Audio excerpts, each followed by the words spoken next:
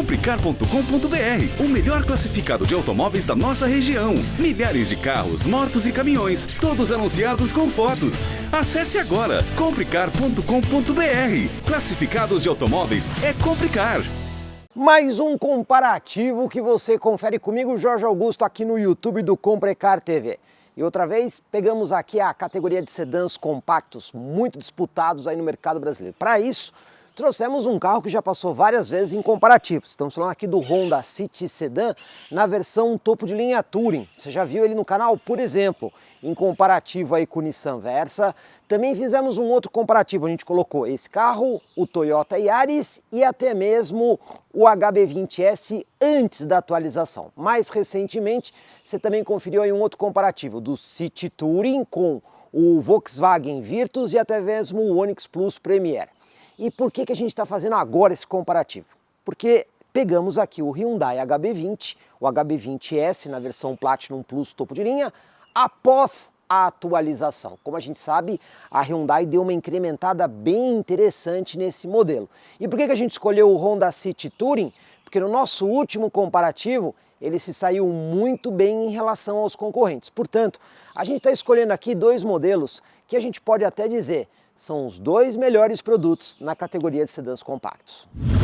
Um rápido resumo de cada um. Começando aqui pelo Honda City Touring, esse carro a gente pode destacar, por exemplo, um sistema de assistência à condução completo, baseado ali naquela câmera onde você tem alerta de colisão frontal, frenagem de emergência, sistema de permanência de faixa e até mesmo controle de cruzeiro adaptativo. Aqui a receita é um motor 4 cilindros 1.5 aspirado com transmissão continuamente variável. Outra coisa que a gente pode destacar aqui é uma boa qualidade de acabamento e até mesmo uma qualidade construtiva muito interessante.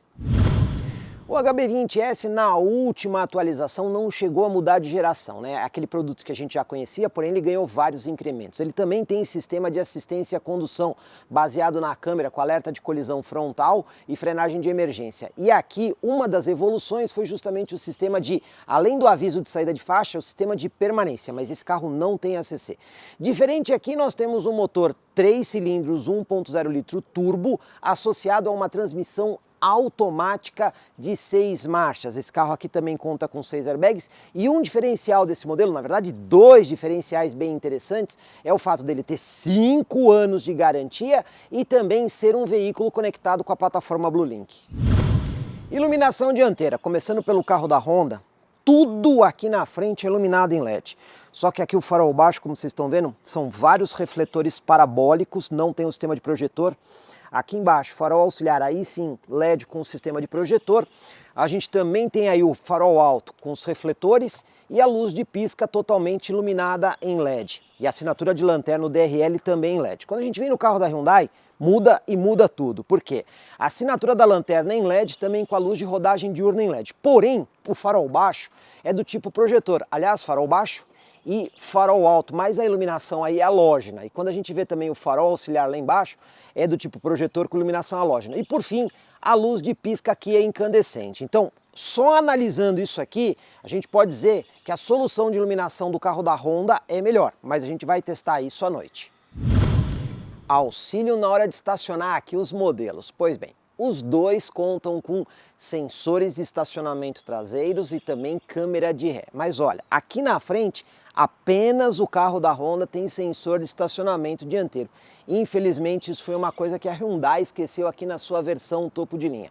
Outro detalhe, nenhum deles tem aquele sistema automático de estacionamento que manobra o carro para vocês. Eu estou destacando isso porque nessa categoria existe o Onix Plus Premier que oferece esse recurso, mas que não está disponível em nenhum desses dois aqui. Diferenças que a gente tem aí no powertrain, que é o conjunto de motor e câmbio de cada um dos veículos. O carro da Honda usa um motor 4 cilindros aspirado com 1,5 litro. Curiosidade aí é o fato dele ter sistema de injeção direto de combustível. E a variação no comando é apenas nas válvulas de admissão, porém são dois sistemas diferentes. Você tem aí a variação do quanto a válvula abre, se ela abre mais ou abre menos, é o sistema VTEC, e também se a válvula abre antes ou abre depois, porém a exaustão é fixa. E esse motor aqui está associado a uma transmissão continuamente variável, do tipo CVT, que faz simulação de marcha. Quando a gente vem no carro da Hyundai, muda bastante. Para começar, o motor aqui é 3 cilindros, né? E ele também é um motor turbo alimentado também com um sistema de injeção direto de combustível. Só que aqui o comando é duplamente variável. Tanto o comando de admissão quanto o comando de exaustão, os dois têm variação. Aquela variação de a válvula abrir antes ou depois, você não tem o controle de quanto a válvula abre. E esse motor aqui está associado a uma transmissão automática, aquela transmissão que tem ali o sistema de engrenagens planetárias com 6 marchas. A gente consegue ver receitas bem diferentes aqui. Ainda nas diferenças eu posso destacar mais uma coisa. O carro da Hyundai vem com aquele sistema Start-Stop, que quando você faz paradas rápidas no trânsito, ele desliga o motor, quando você sai ele dá a partida. O objetivo disso, reduzir consumo e também reduzir emissões. Mas para que isso funcione adequadamente, você tem que ter uma bateria diferente. Aqui no caso ela é do tipo AGM. Essa bateria permite mais ciclos de partida e parada de motor. Mas olha só, apesar disso aqui ser interessante, na hora de substituir essa bateria, acaba sendo mais caro. Ela é uma bateria especial para poder fazer esses ciclos. O carro da Honda, no entanto, não tem esse sistema de start-stop. O que ele tem é um botãozinho lá dentro que você aperta a função Econ para ele ter um comportamento mais econômico. Mas quando você para o carro, ele não faz esse processo de ligar e desligar o motor. Os dois modelos contam com direção com assistência elétrica. E muita gente pergunta qual é a vantagem desse tipo de direção em relação à hidráulica ou eletrohidráulica. Principalmente o motivo de, primeiro, você não ter que usar nenhum tipo de fluido para ela funcionar. E também o fato da direção elétrica estar pendurada diretamente na bateria do veículo. Então, ela não está, digamos assim, tirando potência mecânica do motor. Quando você tem a direção hidráulica, você tem ali um sistema de bomba que tira a potência mecânica do motor e isso acaba aumentando o consumo. Com a direção elétrica, além de você ter mais precisão na atuação da direção e possibilitar sistemas de assistência à condução que os dois carros têm de permanência de faixa, você também elimina, por exemplo, o líquido. Para a gente entender o desempenho, temos que ter os números. Começando pelo carro da Honda, potência máxima aqui é de 126 cavalos nos dois combustíveis, tanto no etanol quanto na gasolina. O torque máximo varia, é 15,5 kgfm na gasolina e 15,8 kgfm no etanol. Porém, esse torque máximo só é obtido a 4.600 rotações por minuto. Quando a gente vem no carro da Hyundai é um pouco menos de potência, são 120 cavalos nos dois combustíveis. Só que aqui o torque máximo sobe para 17,5 kgfm nos dois combustíveis. E esse torque máximo é entregue numa rotação menor de apenas 1.500 rotações por minuto. Então, ainda que o número de potência seja próximo com uma vantagem para o carro da Honda, eu arrisco dizer que na aceleração de 0 a 100 o carro da Hyundai vai ganhar por conta de mais torque e entrega em menor rotação.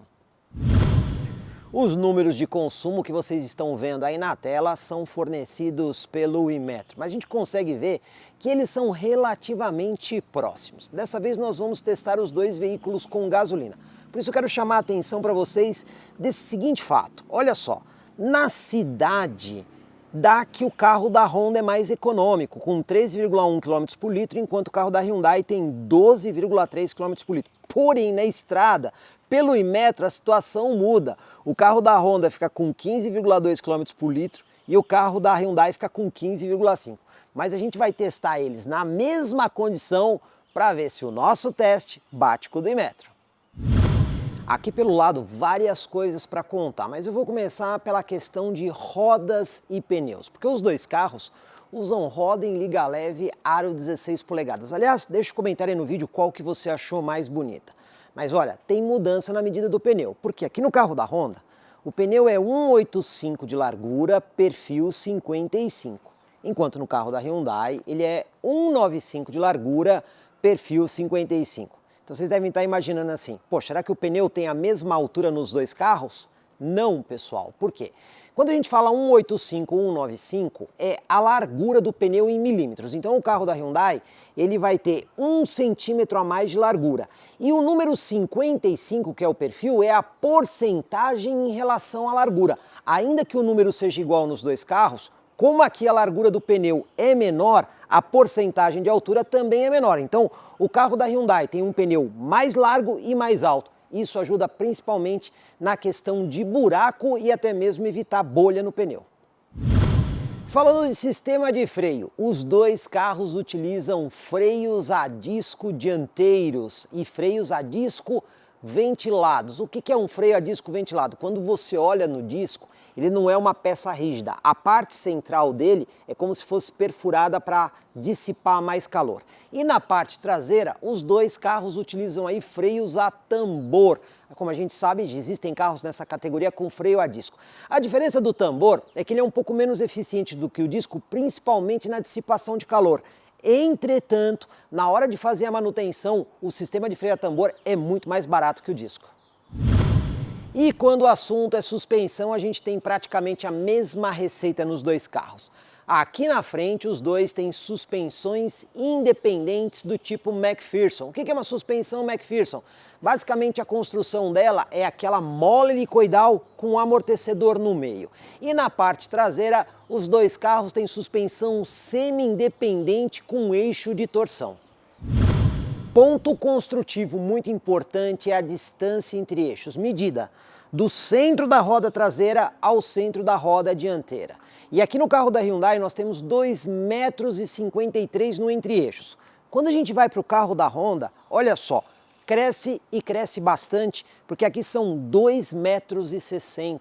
Nós temos 7 centímetros a mais no entre-eixos. Como a gente sabe, essa medida é muito importante, por exemplo, para definir o espaço interno, principalmente no banco traseiro para pernas. Mas quando você alonga muito entre eixos, às vezes você acaba diminuindo o tamanho do porta-malas. Então a gente tem que conferir a medição, tanto dentro do carro quanto no porta-malas nos dois veículos.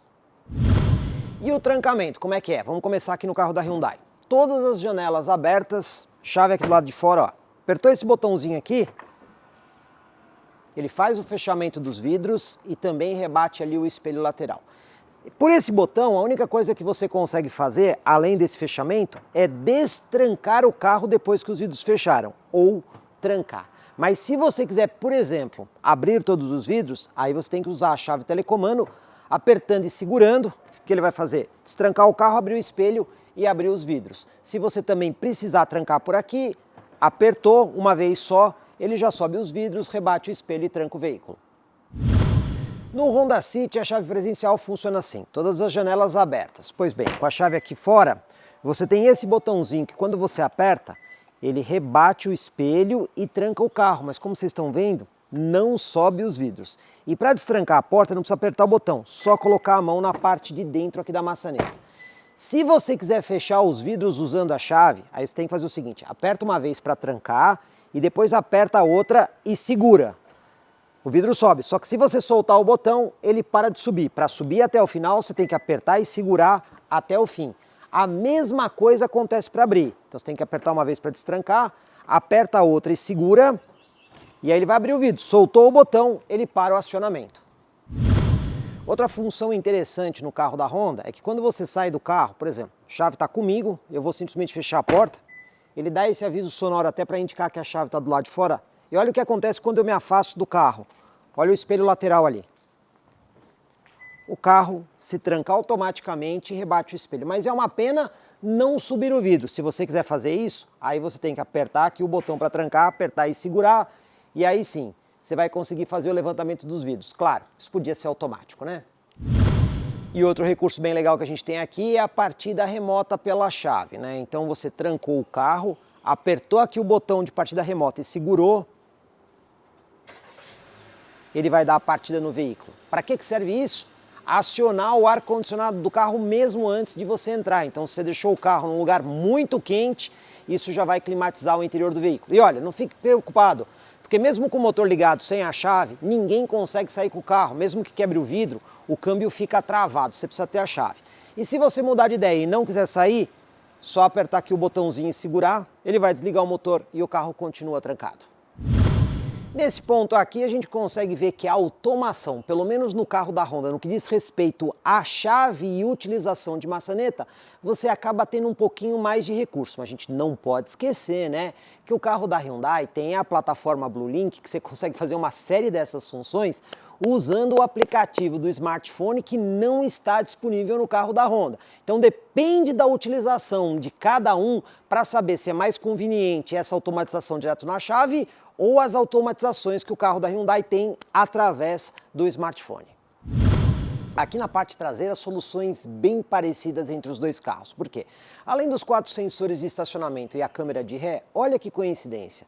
Em matéria de iluminação, os dois carros utilizam iluminação de LED na lanterna e na luz de freio. E na luz de pisca e na luz de ré, os dois são incandescentes. O que muda é que o carro da Hyundai tem este elemento aqui que une as duas lanternas, que também faz às vezes aí de luz de lanterna. Claro que do ponto de vista de sinalização, isso acaba sendo muito mais eficiente. Agora, do ponto de vista de design, depende muito do cliente para ver se alguém gosta de uma coisa mais chamativa ou de um estilo mais discreto como o carro da Honda.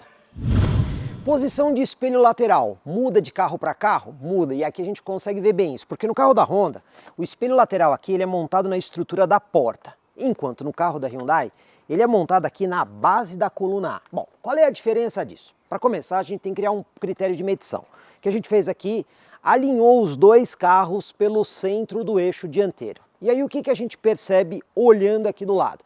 Se vocês perceberem, vocês vão notar aqui que o espelho do carro da Honda, ele está mais próximo do motorista do que o espelho do carro da Hyundai.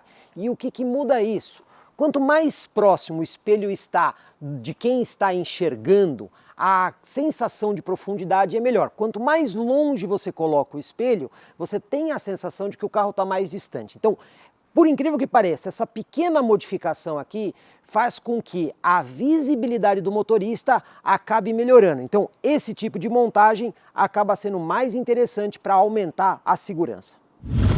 Acesso ao porta-malas, como é que funciona aqui nos dois veículos? Pois bem, ambos contam com aquela alavanquinha ao lado do banco para você poder fazer a abertura do porta-malas. Os dois também contam com botões ali na parte mais baixa da tampa para você também conseguir fazer a abertura. E também temos aqui, através da chave de telecomando, botões que você aperta e segura e eles destrancam a tampa do porta-malas. E como vocês estão vendo, aqui no caso, em ambos os carros faltou aquela mola um pouquinho mais potente que faz a abertura completa da tampa. Então se você tiver com alguma coisa na mão e tiver que fazer a abertura do telecomando, fatalmente você vai ter que ajudar aqui para que a tampa consiga abrir completamente. Espaço no porta-malas com números oficiais. O carro da Honda é declarado com 519 litros. Quando a gente vem aqui para o HB20 da Hyundai, espaço declarado 475 litros. Então, pelos números oficiais, o carro da Honda é maior. Mas olha só, também tem outros detalhes. Quando a gente faz a medição deste ponto até aqui, o carro da Honda chega a ser quase 2 dedos maior. E a gente também vê que o porta-malas dele é um pouco mais profundo. E tem mais um detalhe. No carro da Hyundai, olha onde é que fica ali o macaco para você poder fazer o levantamento do veículo. Dentro do espaço útil do porta-malas. Então, nesse ponto, não tem muita discussão. O carro da Honda superou o da Hyundai. E quando a gente rebate os bancos traseiros, como é que fica? Aqui no carro da Honda tem um detalhe que me incomoda um pouco. Vocês vão perceber ali uma boca trapezoidal, porque nas laterais superiores tem esses cantos que acabam limitando um pouco a abertura para dentro do veículo. Mas quando a gente vem aqui no carro da Hyundai, a gente vê aqui uma boca maior, né? Você tem menos detalhe de acabamento ali nas partes superiores. Então, para comunicação com a parte interna do carro, efetivamente a solução da Hyundai é melhor. Posição do motorista aqui no Hyundai HB20S. Pois bem, começando pela porta, a gente vê plástico em grande parte, porém, esta parte aqui é couro acolchoado e costurado. Simples toque para abertura e fechamento em todos os comandos de vidros e também temos aqui a função para o rebatimento dos espelhos laterais. Ainda aqui na porta, espaço interessante para guardar várias coisas, só que não pode ser copo porque a posição aqui é inclinada.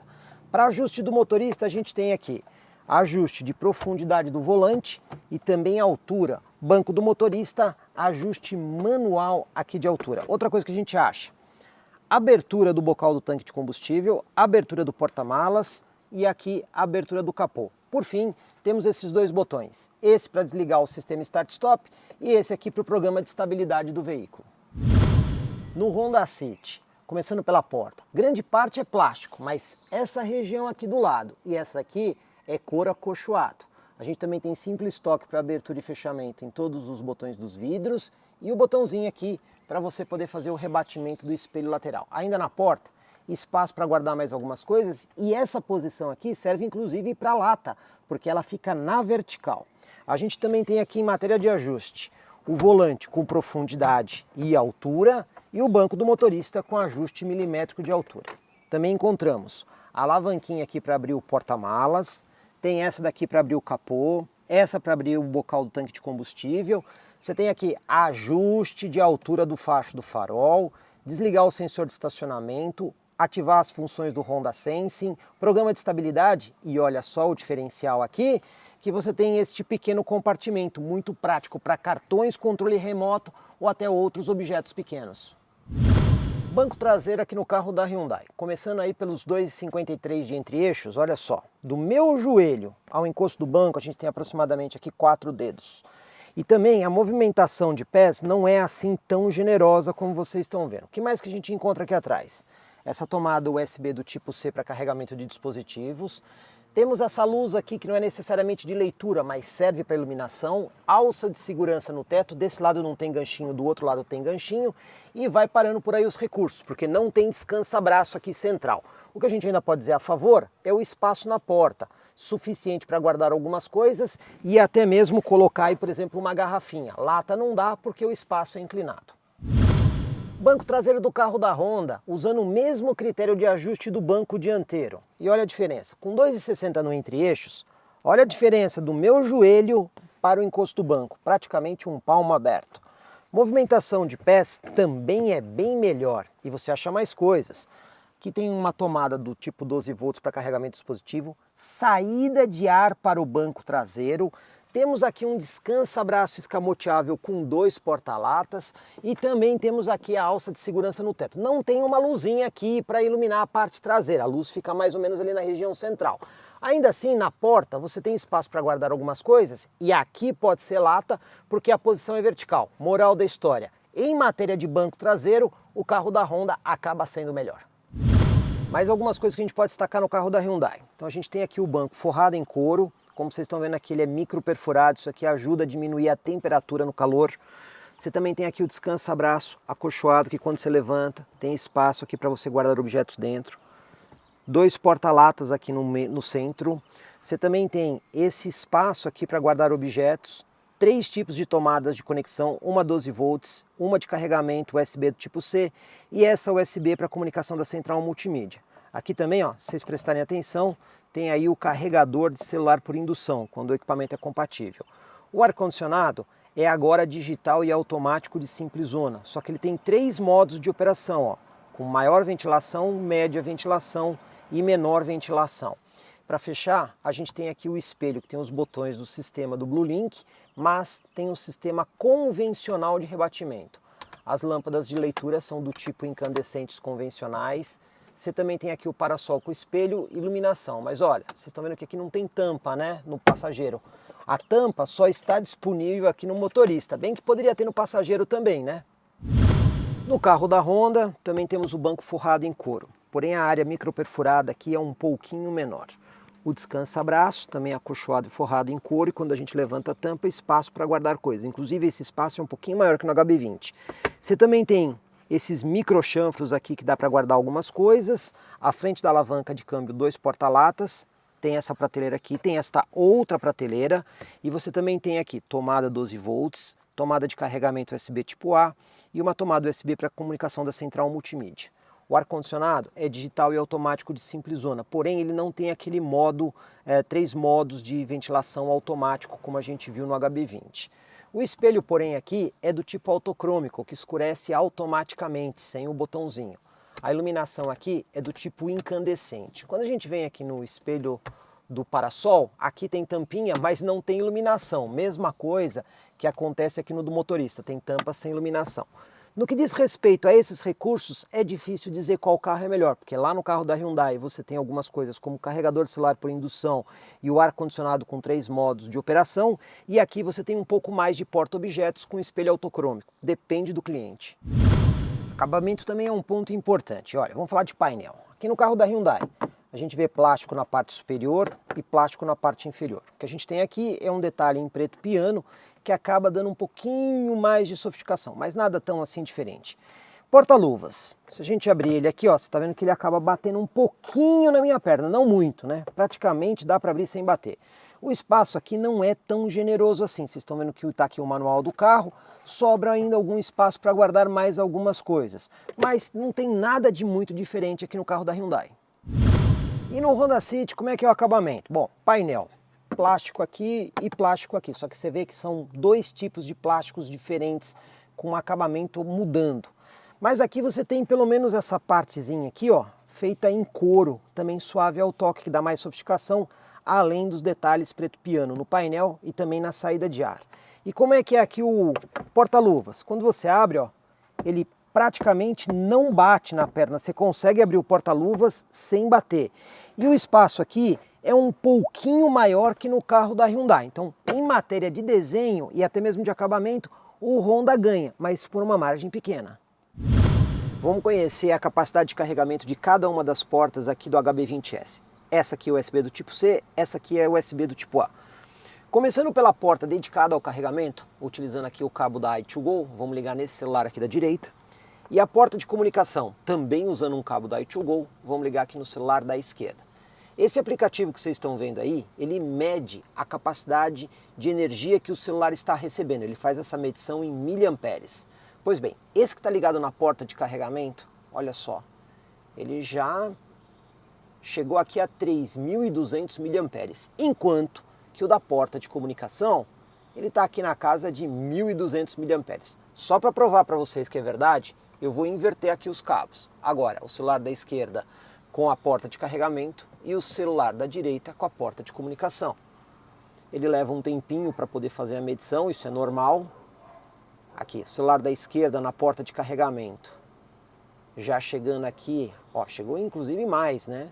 3.700 miliamperes, enquanto que a porta de comunicação ainda está crescendo, aqui na casa de 1.200 miliamperes. Moral da história, a porta de carregamento dedicada, ela vai ser muito mais rápida. E o que a gente está vendo aqui é que na porta de carregamento, o celular carregaria 3 vezes mais rápido. E a capacidade do carregador de indução, como é que a gente faz? Pois bem, usando o mesmo aplicativo, eu vou colocar o smartphone aqui em cima da bandejinha. A gente consegue ver que ele está carregando, porque tem uma luzinha azul aqui que faz a indicação. Agora, como é que a gente vai ver na tela do smartphone qual é a capacidade de carga? Meio difícil, né? Porque você não tem acesso à tela do equipamento, mas é fácil. O aplicativo está rodando, eu vou tirar aqui um print screen da tela, e agora, com o print screen da tela, a gente consegue ver qual era a capacidade de carga. E olha só, vocês estão vendo que o carregador por indução tem uma capacidade muito menor? Apenas 750 miliamperes. Ou seja, se você carregar por indução, vai ser até mais lento mesmo do que a própria porta de comunicação com a central multimídia. Olha só, carregador por indução tem aproximadamente 750 miliamperes, porta de comunicação 1.200 miliamperes e a porta dedicada para carregamento 3.300 miliamperes. Então, o carregador por indução pode ser mais prático, mas vai levar 4 vezes mais tempo do que você utilizar a porta de carregamento. Dessa forma, você pode fazer a escolha mais assertiva quando o seu celular estiver com menos bateria. Aqui no Honda City, a gente também tem portas com funções diferentes. Essa daqui é a porta que faz a comunicação com a central multimídia, do USB do tipo A. Então vamos conectar essa de comunicação no smartphone da esquerda. E aí a gente tem essa outra porta aqui que é dedicada para carregamento. Eu vou conectar aqui no celular da direita. Vamos comparar aqui a energia que entra em cada um deles? Pois bem, o da esquerda é a porta de comunicação. Ela está aqui com aproximadamente 1.400 miliamperes. Do lado direito, a gente tem a porta dedicada para carregamento. Então o celular está ali subindo a energia. Olha só, já passou a capacidade da porta de comunicação. Então a gente consegue ver aqui, ó, que ele está com aproximadamente 1.800 miliamperes. É uma diferença pequena, mas existe em favor da porta de carregamento. Agora, vamos inverter. Essa que era comunicação vai para o celular da direita e essa que é carregamento vem aqui para o celular da esquerda. Vamos ver se altera aí a capacidade de carregamento dos dois? Então vamos lá. Essa daqui agora está com comunicação e essa daqui está com carregamento. Novamente aqui a gente tem na casa de 1.800 miliamperes e aqui nós temos na casa de 1.500 mAh. Não é uma diferença tão grande, mas eu diria para você, é em torno aí de 20 a 25% mais rápido. Então a porta de carregamento vai efetivamente carregar mais rápido o smartphone. Vamos conferir um pouquinho aqui da central multimídia do HB20S. Lembrando, pessoal, já temos no canal um vídeo que a gente já fez há um bom tempo sobre essa central multimídia, porque ela não é necessariamente nova. Se pegar o HB20 antes do facelift, ele já trazia essa central. De toda forma, ela tem recursos legais. Por quê? Esse celular que eu tenho aqui, pessoal, ele está ligado à central por Android Auto sem fio. Então você tem Android Auto e Apple CarPlay sem fio. E como vocês estão vendo, ele tem um funcionamento relativamente rápido. Você alterna aí entre o Maps, o Waze e todos os outros aplicativos que são compatíveis com a plataforma Android Auto. Pois bem, essa é a tela principal da central, onde você tem aqui o acesso à função de áudio, aqui as funções do Android Auto. Você tem aqui alguns menus, mas ela também tem alguns botões físicos, que cá entre nós faz bastante sentido. Porque quando você está dirigindo o carro, é muito mais fácil ir direto num botão físico para acessar uma função do que necessariamente na tela touchscreen. Um deles é esse aqui, o botão de setup, onde você consegue configurar coisas como, por exemplo, sistema de climatização do carro. Você tem funções diretamente aqui na tela da central multimídia. Você também tem configuração de som, conexão de dispositivos, uso do Wi-Fi, do Bluelink, ou seja, você tem várias funções diretamente aqui na tela da central multimídia. Você também tem aqui, quando você vem na tela Home, todos os menus, algumas coisas interessantes. Eu vou destacar, por exemplo, o modo Valet. Esse, quando você vai estacionar o carro, não quer que fique mexendo na sua central multimídia, você coloca uma senha, ato central fica bloqueado. Outra função muito legal, esse aqui, ó, memo de voz. Você está dirigindo o carro, lembrou de alguma coisa, você não tem como anotar porque você está dirigindo, você vem aqui e grava o memo de voz. Muito legal essa função da central multimídia. Outra coisa interessante, tá vendo esse aqui, ó, DRM, indisponível com veículo estacionado, por quê? Quando você está em movimento, como esse carro aqui aceita engate, imagina que você queira ver se o seu engate está funcionando de forma correta, está tudo lá atrás certo, né? Você aperta aqui o DRM, ó, ele ativa a câmera traseira mesmo com você indo com o carro para frente. Então acaba sendo uma função também bem interessante aqui da central. E além disso, você tem algumas outras configurações, inclusive até acesso ao manual da central multimídia. A gente vê que não existem assim super recursos, né? Até a mesma tela dela, apesar de ser colorida, você está vendo aí que é relativamente discreta, não tem mapa de GPS embarcada, você só tem uma porta de comunicação USB com a central multimídia, mas ainda assim, todos os itens essenciais estão disponíveis aí, com alguns recursos um pouquinho mais avançados, como por exemplo esse memo de voz ou a possibilidade de ativar a câmera de ré com o carro andando para frente. E a central multimídia do Honda City. Também temos uma central relativamente simplificada. Então ela tem uma tela touchscreen e alguns poucos botões físicos, que são os essenciais, né? Então você tem aqui o botão do volume, um botão de voltar, um botão para você poder rapidamente configurar o brilho da tela, ou até mesmo desligar a tela para quem não gosta dessa saturação de cor ou de luz muito grande aqui à noite. Pois bem, pessoal, outra vantagem dessa central é que ela também tem o Android Auto e o Apple CarPlay sem fio. Ó. Esse smartphone está conectado aqui ao Android Auto sem fio, né? Então é uma plataforma que a gente já conhece bastante. Também temos uma boa interação aqui com o Android Auto, você consegue ver que ela faz aí a alternância sem muito problema dos aplicativos, e todos os aplicativos que forem compatíveis vai rodar aí sem muito problema, né? Então aqui você tem o botão menu para voltar para o menu da tela da central multimídia, mas vocês podem ver que quando a gente está usando o Android Auto, né, ele praticamente desabilita diversas funções. Então você tem na prática aqui o rádio, o Android Auto propriamente dito, ou até mesmo aqui um menu de ajustes, onde você pode fazer aqui configuração, por exemplo, da parte de áudio do veículo. Você também tem aqui ajustes da câmera de ré do carro, o sistema de linha fixa da câmera de ré, você tem aqui as configurações do Lane Watch, ou seja, você tem algumas informações integradas do veículo na tela da central multimídia. Mas o que a gente pode dizer é que, no geral, apesar dessa tela ser mais bonita do que na do carro da Hyundai, ela tem um pouco mais de cor, um pouco mais de brilho, as funções da central são bem mais simples do que aquela que a gente vê no carro da Hyundai. Lembrando, né, aqui nós não temos um veículo conectado, enquanto que na Hyundai você tem aí a plataforma BlueLink que faz bastante diferença para você ter funções adicionais. Hora de dirigir aqui o HB20, vamos relembrar algumas coisas. Chave presencial que a gente tem aqui para dar partida, e uma coisa que eu acho legal é o ajuste de altura do cinto de segurança. Mas antes, pessoal, falar um pouco sobre esse painel aqui, que o pessoal fala, poxa, é um painel completo digital. Não é bem assim, né? Porque a parte de alta resolução digital é só no centro. Nas laterais nós temos gráficos de baixa resolução. Inclusive, tem uma curiosidade, o pessoal fala assim, esse carro tem contagiros? Tem. Então a gente consegue ver ali do lado direito um número digital para o contagiro. Vocês estão vendo ali, quando a gente acelera, esse número mostra a rotação. Mas além do número, porque a gente percebe, mas essas barras que a gente está vendo aqui também é um contagiro. E cada vez que ela acende é aproximadamente 1000 giros a mais, olha só. Então eu estou aqui com 2000 giros, 2 barras. Vou subir para 3000 giros, 3 barras. 4000 giros, 4 barras.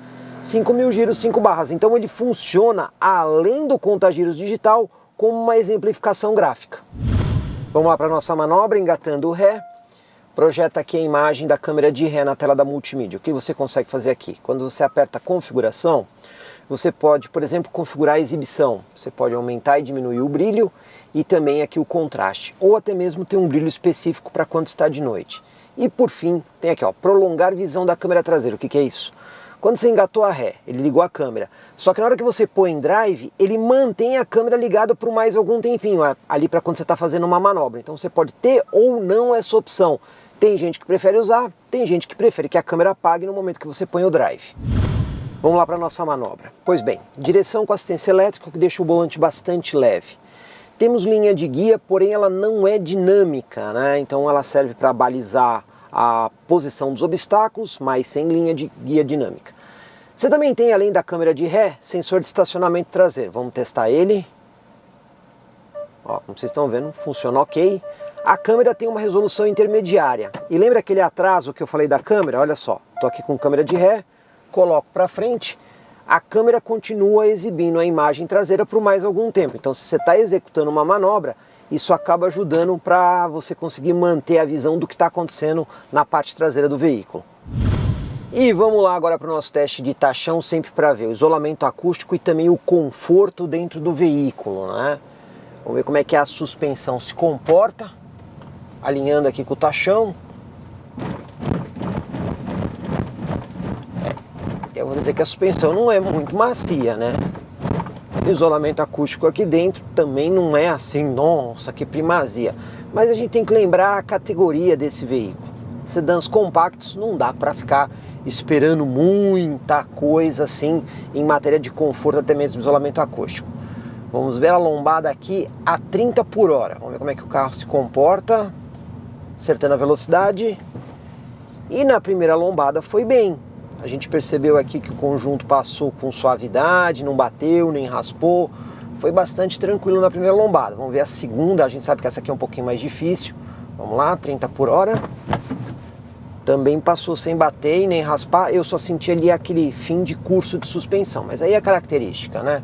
Até aqui tudo bem. Piso desnivelado, isolamento acústico e também a terceira lombada. Vamos lá?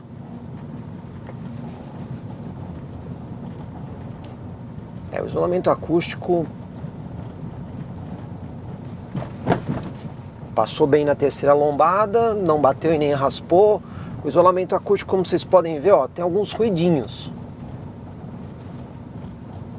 Quarta e última lombada, 30 por hora. Bom, pessoal, o que a gente pode dizer aqui? Para a suspensão, para o mercado brasileiro, ela está bem ajustada, né? O carro não bate, não raspa, consegue se sair bem, o conforto é relativo, mas o isolamento acústico deixa a desejar um pouquinho. Manobra de fim de rua, vamos lá. Até o nosso ponto de referência. Virando o volante, uma volta e 1/4. A gente até que não vira bastante, né? Vira pouco para virar tudo. Vamos lá até encostar o pneu na guia. Lembrando, né, nós não temos sensor de estacionamento dianteiro aqui nesse veículo. Virou um pouquinho mais que 90 graus. Voltar um pouquinho para desvirar com segurança o volante, né? Assim o pneu não encosta na guia e não força o sistema. Mas o volante aqui é bastante leve, tá? Bom, concluindo aqui a manobra. Bom, a gente está aqui centralizado na rua, eu diria. Considerando que esse carro é um sedã compacto, o espaço não foi assim tão pequeno, né? Câmera de ré e sensor de estacionamento traseiro até a câmera com atraso é bem interessante, mas faltou aqui um sensor de estacionamento dianteiro. Hora da gente dirigir aqui o Honda City. Chave presencial, partida por botão, só que esse carro não tem ajuste de altura do cinto de segurança. Falando em painel, aqui a gente tem uma solução mais elaborada. Velocímetro do lado direito com um ponteiro analógico, só que do lado esquerdo você tem uma tela efetivamente de alta resolução onde você consegue colocar várias coisas.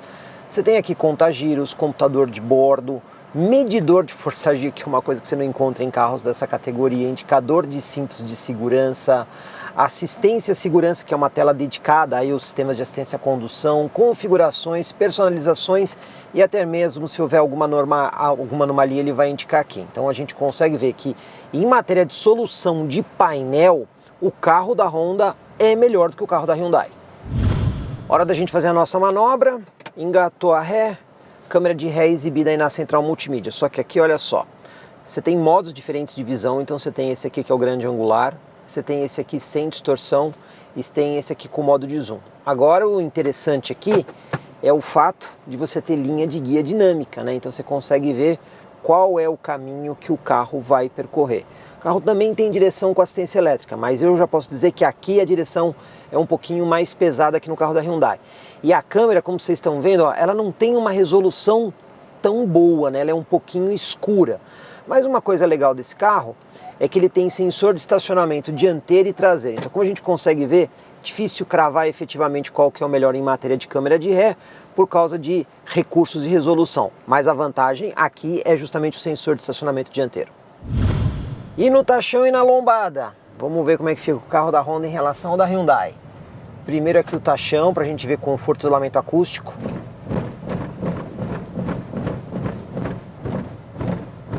Isolamento acústico é melhor do que o carro da Hyundai. Conforto, o carro da Hyundai é um pouquinho mais confortável que o carro da Honda. Talvez até pelo perfil do pneu, que aqui é um pouco mais baixo. Mas aqui a suspensão está um pouco mais firme. Mas em matéria de acabamento e isolamento acústico, não tem muito o que discutir. Esse carro está melhor do que o carro da Hyundai. Agora vamos ver aqui a lombada a 30 por hora. Primeiro ajustando a velocidade, vamos lá. E já na primeira lombada, logo de cara, já raspou. Então a gente tem uma suspensão efetivamente mais baixa. Você tem que tomar cuidado nesse tipo de obstáculo, porque isso não é desse carro não. Historicamente, os modelos da Honda que a gente testou, inclusive no canal, eles sempre tiveram essa característica, né? Um ponto que eu acredito que a Honda pode dar uma pensada em melhorar. Mas vamos ver agora aqui no piso desnivelado se aquele bom isolamento acústico continua. Vamos lá? Sim, o isolamento acústico aqui é efetivamente melhor. Mas vamos diminuir a lombada, porque a gente sabe que a frente é baixa, né? Bom, em matéria de conforto, o carro da Hyundai é um pouquinho mais confortável, isso também não tem muito o que discutir. Mas em isolamento acústico aqui ganha. E aí vai muito da questão pessoal de cada um. Porém, fica só a ressalva da suspensão ser um pouquinho baixa, e isso acaba dificultando em obstáculos como lombadas, valetas e buracos, por exemplo. Vamos lá para a nossa manobra de fim de rua, sempre partindo da mesma posição, ponto de referência para virar o volante, uma volta, um pouquinho mais que uma volta e meia aqui do volante. Mas você nota que o volante é mais pesado mesmo. Bom, vamos até encostar o pneu na guia. Ó, duas coisas. Sensor de estacionamento dianteiro já acionou, como vocês estão vendo. E eu tive a nítida impressão desse carro ter virado mais na rua do que o carro da Hyundai. Vou voltar aqui um pouquinho para a gente poder desvirar com segurança, sem forçar o pneu contra a guia. Câmera de ré com linha de guia dinâmica. Isso é muito legal, mas essa câmera poderia ter mais resolução. E quando a gente para o carro aqui, efetivamente usou menos espaço. Você está vendo que o carro está bem mais deslocado aqui para o lado direito. Então, moral de história. Para manobrar vai ser mais fácil esse aqui, ainda que a direção seja um pouquinho mais pesada e a câmera de ré não tenha uma resolução tão boa. Mas, no geral, o City é melhor. Aproveitar aqui os pedal shifts do carro para fazer a velocidade em função de rotação. Então, primeiramente, jogar o câmbio aqui para o lado esquerdo, ter certeza aqui que o carro está na sexta marcha. Vamos ver primeiro como é que é a velocidade em função de rotação a 100 por hora. Estabilizando aqui a velocidade, 2.100 giros por minuto, né? Vamos acelerar agora para 120. Você está vendo que ele não muda de marcha, né? Eu estou pisando tudo, ele está segurando na sexta marcha. E em 120 por hora, vou estabilizar aqui, 2.600 rotações por minuto. A gente pode dizer que o giro não é alto. E vamos lá para a nossa retomada, né? 60 a 120 subindo, o ar-condicionado ligado, mesmo trecho da rodovia aqui que a gente sempre usa. Primeiro vamos estabilizar em 60 e agora vamos pisar tudo. Você vê que o câmbio é rápido para buscar o giro, né? Já estamos aqui quase 100 por hora.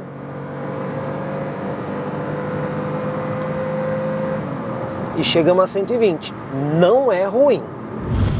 Vamos testar alguns assistentes aqui do carro. Começando pelo alerta de colisão frontal com o pré-condicionamento de frenagem para emergência.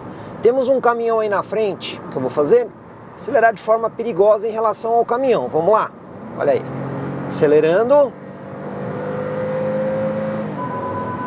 Ó, como vocês viram, o painel fica todo vermelho, ele emite um alerta sonoro, inclusive esse alerta você consegue configurar o nível do som desse alerta aí pelo painel, e ele realmente funciona muito bem. Dessa forma, o motorista mais distraído vai ser avisado numa aproximação perigosa.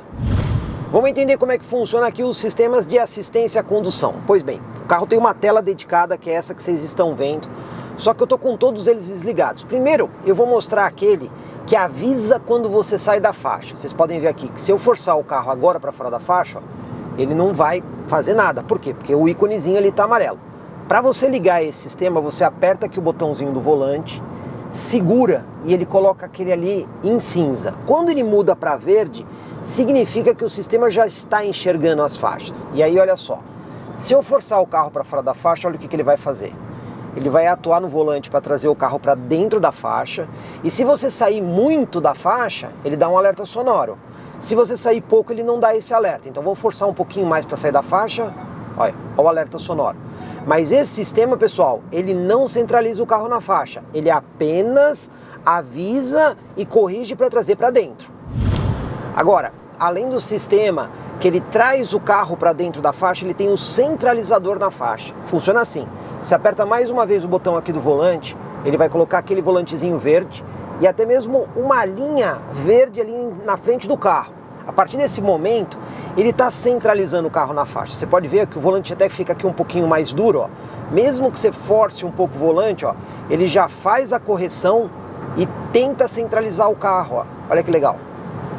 Dessa forma, ele vai ficar sempre no centro da faixa. Então ele não vai deixar o carro escorregar para então centralizar, não. Ele mantém o carro centralizado. E assim, você consegue dirigir de forma muito mais tranquila, porque o carro fica permanente no centro da faixa. Mas quando a estrada é retinha, tudo bem, o sistema de permanência funciona muito bem. E quando ela é um pouquinho mais curva? Pois bem, nós temos aqui esse trecho que é mais sinuoso. Eu vou pegar a velocidade da via aqui e vou programar no controle de cruzeiro, que é 60 km por hora onde nós estamos. Então vamos acertar aqui a velocidade de 60, vamos programar aqui agora. E ó, já estamos com os dois sistemas ligados, o aviso de saída e o de centralização. Temos uma curva aí na frente, que é relativamente mais forte para a esquerda. Vamos ver aí como é que o sistema se comporta? Lembrando, eu vou balançar aqui um pouquinho o volante, para ele saber que eu estou com a mão. E agora eu vou soltar na curva. Vamos lá? Olha só. Curva aqui para a esquerda, você vê que o volante vai acompanhando a curva. E aqui na primeira curva, ele conseguiu fazer muito bem. Vamos ver agora aí na segunda curva como é que vai ser.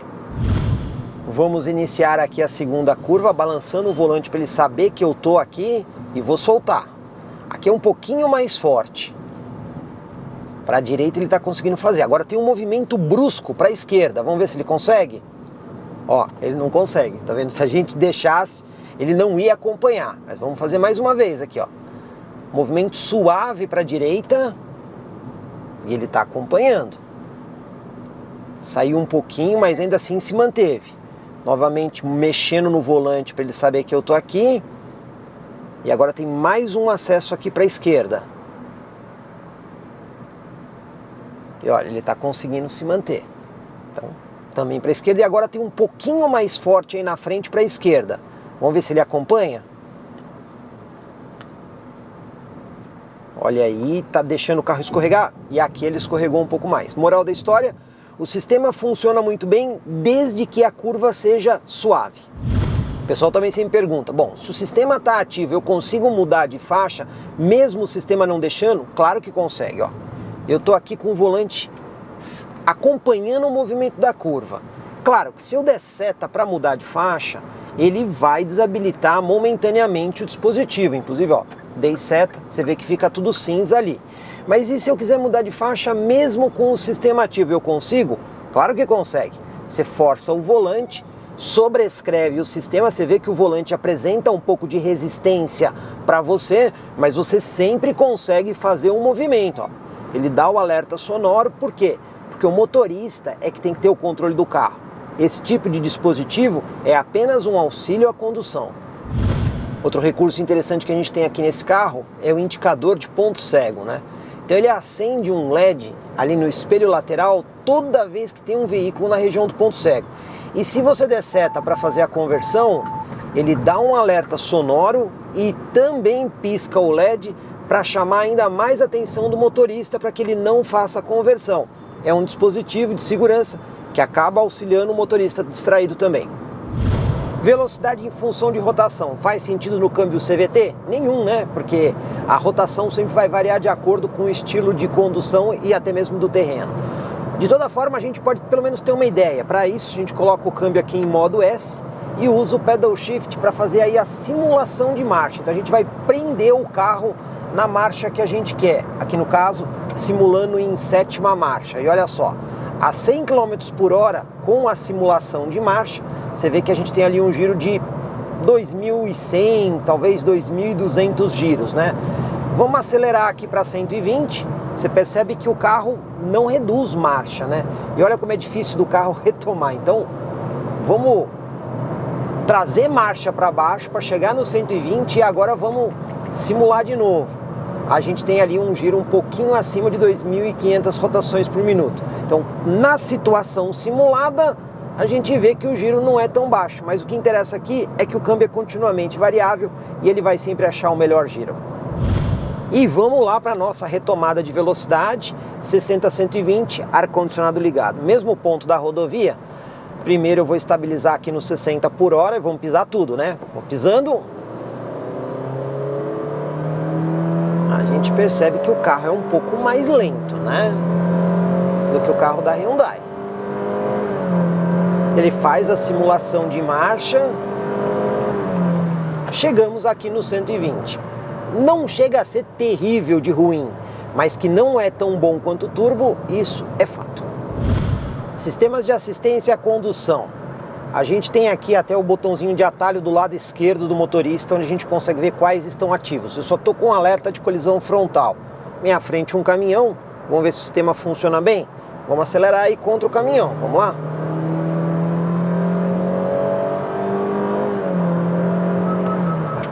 Como vocês estão vendo, o sistema aqui já deu alerta no painel e também fez o pré-condicionamento dos freios, com o objetivo de lembrar o motorista do risco da colisão. Antes da gente demonstrar as assistências à condução que esse carro tem, é importante ver como é que está a configuração. Então, além do botãozinho de atalho que você consegue ver quais das duas estão ativas, você tem um outro menu aqui de configurações, que quando você entra nele em configurações do veículo, você tem aqui, ó, configuração de assistência ao motorista. E aqui você consegue configurar a sensibilidade do alerta de colisão frontal, no caso aqui já está longe. Você também consegue configurar uma coisa importante, a parte de assistência ao motorista no que diz respeito a como ele vai atuar. Por exemplo, o sistema de saída de estrada, se você quer ele de uma forma mais ampla, só aviso, mais restrita ou normal. Eu vou colocar o amplo para que ele dê a maior assistência possível, ou seja, o sistema vai ficar mais sensível. Vamos testar aqui primeiro o RDM, que é aquele que apenas avisa e atua para trazer o carro para dentro da faixa. Pois bem, o sistema já está ativado, vamos forçar para fora da faixa. Olha lá, vocês podem ver que ele apenas corrige para trazer o carro para o centro, mas se você forçar um pouco mais, às vezes o sistema não consegue fazer a leitura, que foi o que aconteceu agora. Vamos tentar mais uma vez. O carro está centralizado, agora vamos forçar para fora da faixa. Ó. Aqui ele deu até o alerta sonoro. Mas o que eu posso dizer, em comparação ao carro da Hyundai, lá na Hyundai o sistema é um pouquinho mais sensível e preciso do que aqui. Além do RDM, que é esse que avisa e corrige para te trazer para o centro da faixa, tem aqui o centralizador de faixa também. A gente aperta aqui o botãozinho, ele liga aquele volantezinho verde com os tracejados.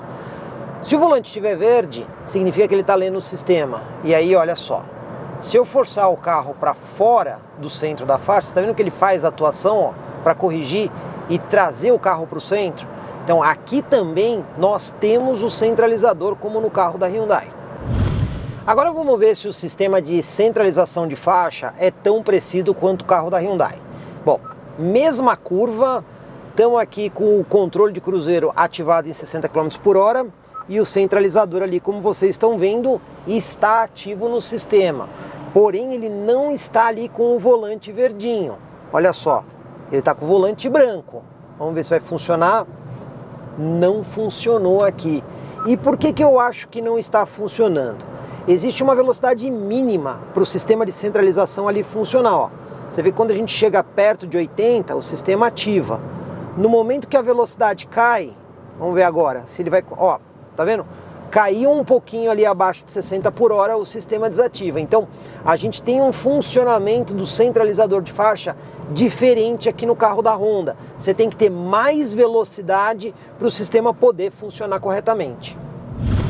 O que eu posso dizer aqui para vocês, pessoal, é que no quesito centralização de faixa, o carro da Hyundai ele é melhor, ele é mais sensível, ele consegue ler melhor as faixas, inclusive ele funciona em praticamente toda a faixa de rotação, mesmo quando você está dentro da cidade, ele faz aí a centralização. Aqui não, você tem que ter uma determinada velocidade para você poder usar esse recurso. Nesse ponto, não tem o que discutir, o carro da Hyundai é melhor.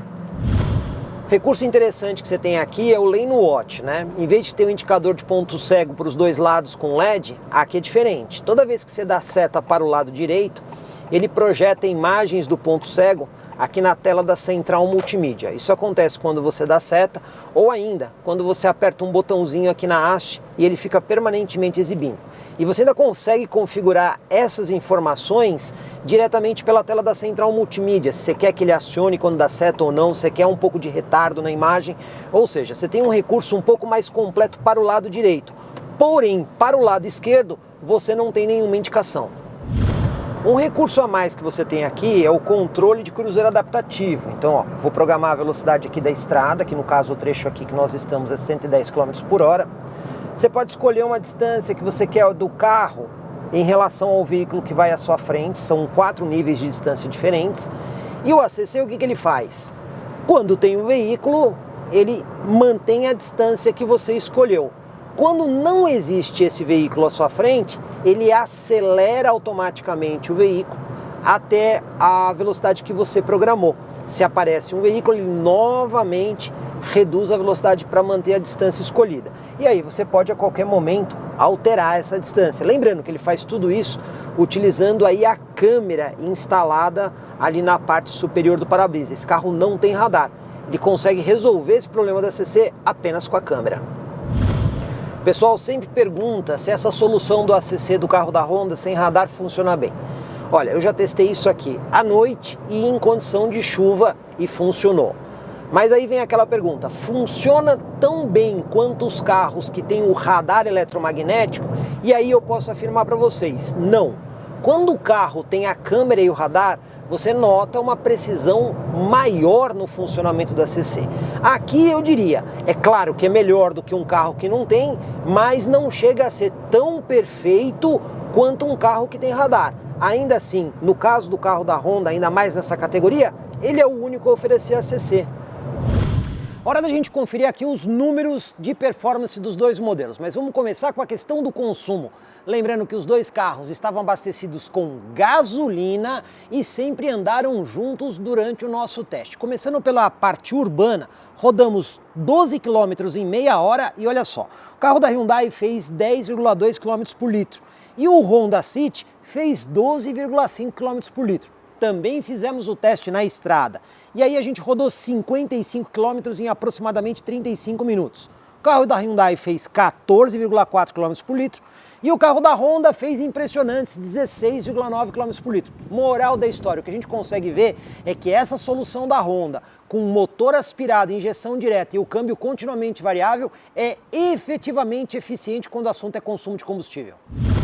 No consumo o carro da Honda ganhou e na aceleração de 0 a 100. Pois bem, vamos levar os dois carros também na mesma condição e vamos ver aí o que acontece.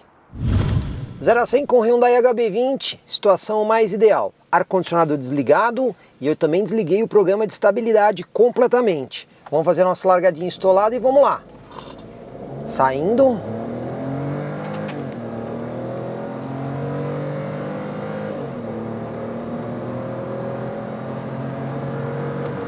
Ó, conseguimos 0 a 100 em 9,96 segundos.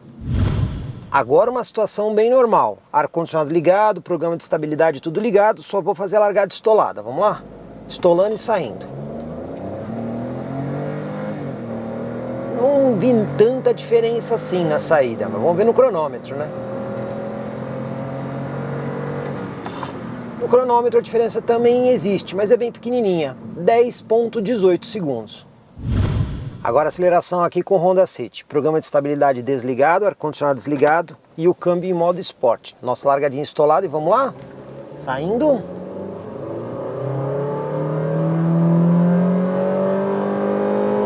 Fazendo aqui a simulação de marcha.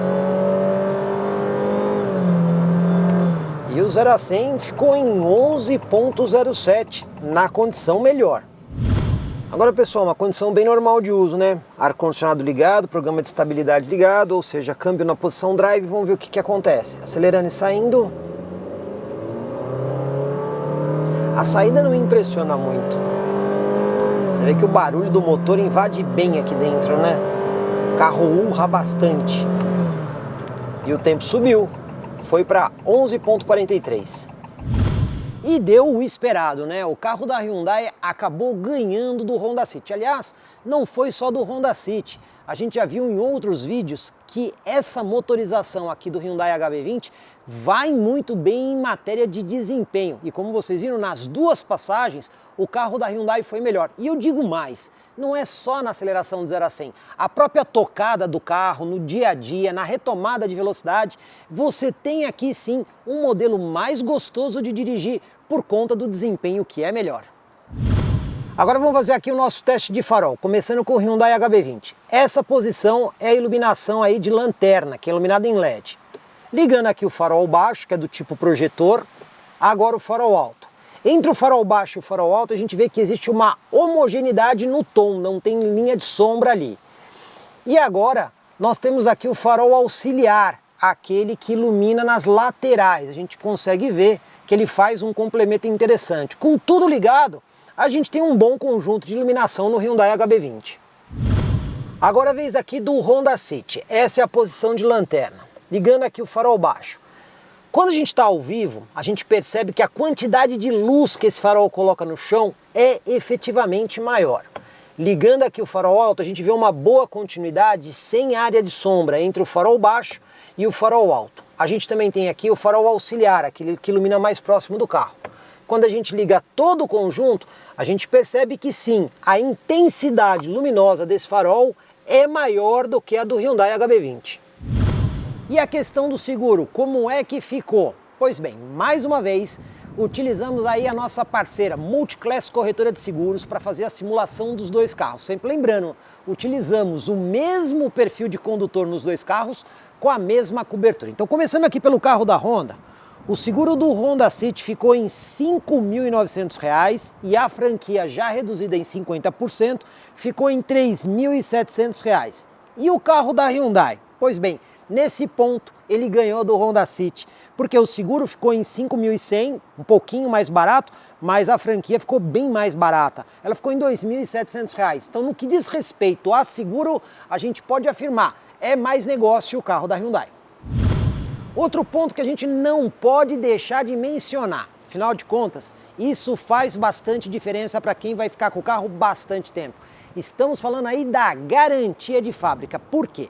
No carro da Honda, a garantia é de 3 anos, enquanto que no carro da Hyundai a garantia é de 5 anos. Então nesse ponto, para quem vai passar bastante tempo com o carro, eu digo, o carro da Hyundai pode ser a melhor solução, porque essa garantia de 5 anos, eu mesmo já fui, digamos assim, testemunha de que ela funciona na prática. E antes da gente poder emitir qualquer conclusão aqui, a gente tem que ver o preço desses dois modelos. Então, em outubro de 2022, preço público sugerido, começando aqui pelo carro da Hyundai, olha só, R$ 125.790. E o carro da Honda, mais caro, R$ 132.200. A gente consegue ver que aqui nós temos uma diferença de aproximadamente R$ 7.000 entre os dois modelos. Vamos relembrar alguns pontos aqui do carro da Honda? Pois bem, ele apresentou aqui melhor espaço no porta-malas, no banco traseiro, maior espaço para pernas e mais conforto. Quando a gente vem aqui para frente, temos uma oferta de porta-objetos mais interessante, um painel mais tecnológico, também temos um sistema de assistência à condução, que tem controle de cruzeiro adaptativo, e lá na frente a gente tem um sistema de farol que também é mais eficiente, uma vez que é 100% em LED. E o carro da Hyundai? Começando aqui por trás, ele tem um design mais moderno. Esse detalhe de unir as lanternas a gente consegue ver, por exemplo, em carros de categoria mais premium. Quando a gente rebate os bancos, também o espaço, o acesso para a parte interior é melhor. Outro detalhe, aqui na parte dianteira esse carro vem, por exemplo, com um carregador de celular por indução e uma central multimídia conectada aí com o BlueLink, recursos que não são oferecidos no carro da Honda. E não podemos esquecer que ainda que o sistema de assistência à condução aqui seja um pouco menos completo do que no carro da Honda, o sistema de centralização na faixa foi melhor do que o carro da Honda. Outra informação que já foi perguntada por internautas no nosso canal é sobre a possibilidade de colocar engate com carretinha. Pois bem, no carro da Honda não pode colocar engate. Eu chequei com a Honda, esse carro não está homologado para receber engate. Já o carro da Hyundai, sim, pode receber engate e a capacidade de reboque máxima é de 400 kg. Qual é a conclusão final que a gente chega aqui? Se a gente fizer uma somatória dos itens dos dois carros, certamente o carro que foi melhor nesse comparativo é aqui o Honda City. Ele ganhou em mais pontos que o modelo da Hyundai. Mas é claro, ele é mais caro também. Portanto, a decisão de compra depende muito de cada cliente. Por quê? Se o cliente valorizar a questão do desempenho e conectividade, ou até mesmo de uma garantia maior, o carro da Hyundai vai ser mais interessante. Porém, se ele valoriza os outros itens que a gente mostrou no carro da Honda, como qualidade construtiva, sistema de assistência à condução, espaço no banco traseiro e outras coisas, o carro da Honda acaba levando vantagem. Moral da história, na conta geral, o carro da Honda é um pouquinho melhor, mas ele cobra mais caro por isso. Pessoal, espero que vocês tenham gostado aqui do comparativo e se gostaram, por favor, deixa o like, é importante pra gente, é uma forma de saber que vocês estão aprovando o nosso trabalho. E se vocês não se inscreveram ainda, façam isso, afinal de contas, comparativos super completos assim, vocês já sabem. Só comigo, Jorge Augusto, aqui no YouTube do Comprecar TV. Comprecar é ideal para quem quer vender. Comprecar é ideal para quem quer comprar. Se precisou vender ou comprar, acesse hoje mesmo Comprecar. Acesse comprecar.com.br. Comprecar.